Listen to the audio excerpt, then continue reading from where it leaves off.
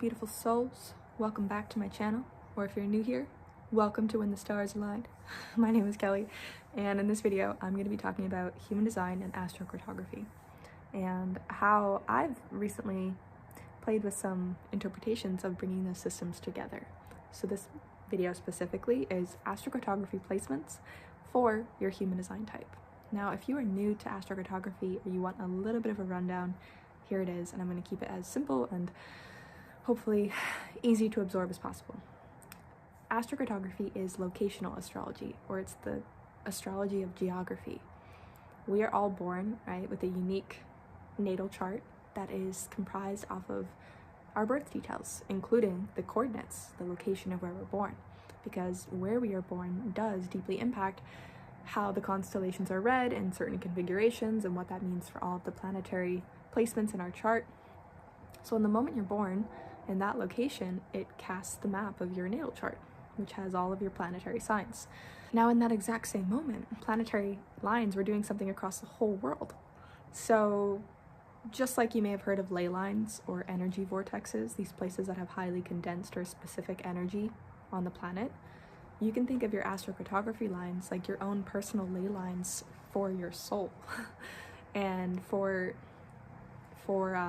the relationship you're going to have in different places on the planet. I truly believe that we are in relationship with the land, that we are in relationship with locations. It's not just this like dead, like unsentient thing. It's sentient. It's a living, breathing relationship, and different places will pull different things out of us or trigger and spark different things within us. And I've experienced this having, lived in many different places around the world in the last 10 years, having chosen a bit more of a nomadic pace of life. It's been really helpful for me to utilize that wisdom in astrocartography and help people understand certain places they can go to or places they can visit to activate and to call in different frequencies in their life or qualities within themselves, or to utilize different locations to step into new chapters in their life, or whatever that may be, romance, relationship, becoming a mother, attracting love, or working with business, or all of these things. So I'm gonna go into this video now. We're gonna get right to it, and we're gonna look at one placement, one aspect that I think is really good for each human design type. And if you want to have your own more thorough deep dive reading, I offer both human design readings and astrocartography readings, and you can find those in the description below. And so projectors, you make up 20% of the population. You're wired a little differently. Your energy is here to project and to be able to project the right kind of insight and guidance to allow something to operate more smoothly. It's very powerful for you to be able to help guide the energy to fix things that need, adjusting. You have a very almost scientific mind, and there are different types of projectors. So of course your own unique energy is going to shift based on your authority. And when I was talking with this woman yesterday, I asked her, and I always love asking this question to projectors I meet, and any type I meet, I always have a question. I said, well, what's one of the things that brought you the most relief when you found out you were a projector? And she said, oh, I don't have a lot of energy. I really don't have a lot of energy, and working a 9 to 5 is something that I really can't do. I just don't have a whole lot of energy to expend. And something that I was reflecting on when I was thinking about astrocartography lines is projectors need a place that feels a little bit easier, I think.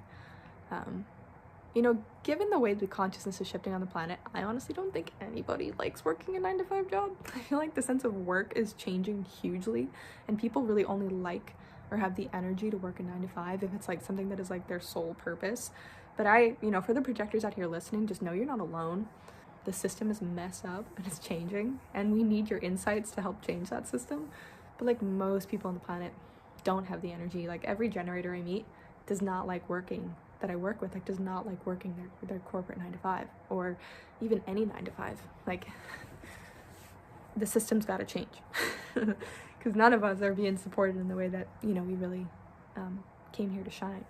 But I do feel for projectors, your not self life theme is bitterness, right?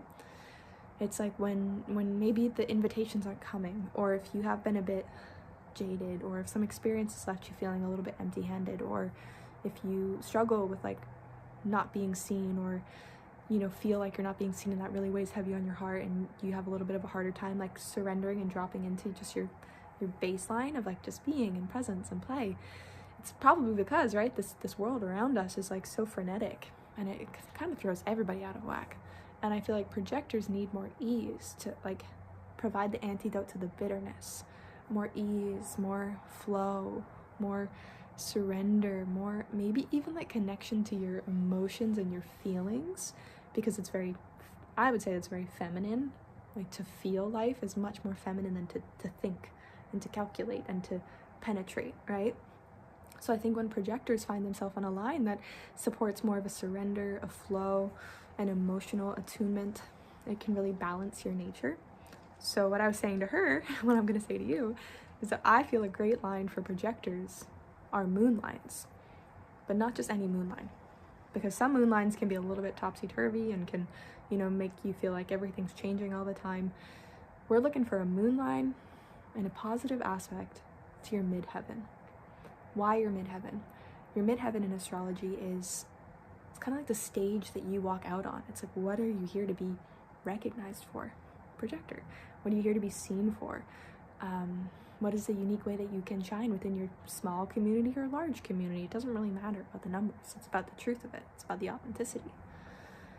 So when we have moon in a positive aspect, like a trine or a sextile to your midheaven, it's bringing a nice, like, fluid, flowing, emotionally supportive, calm, regulated, cyclical experience of bringing your heart to the world or bringing your gifts to the world. I think it's very supportive for projectors to be on a moon midheaven line. And of course, there's other places you can be at. So much depends on your natal chart too, right? Like, you're not just your human design. You might be a projector with a whole lot of planets in Aries, right? Or a whole lot of planets in Capricorn, or a whole lot of planets in Pisces. So it does change person to person. But I think overall, having a place that allows you to drop more into a flowing state is really good for your nature. Because, right, we can't force the tide to become high when it's low.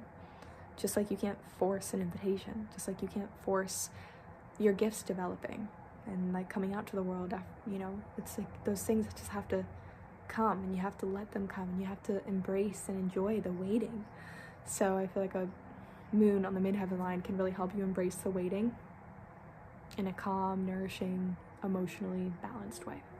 So that's what I have for projectors.